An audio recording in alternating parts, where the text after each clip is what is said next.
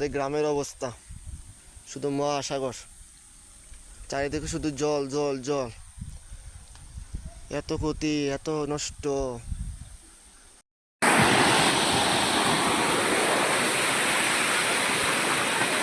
শেষ একবারে সব শেষ।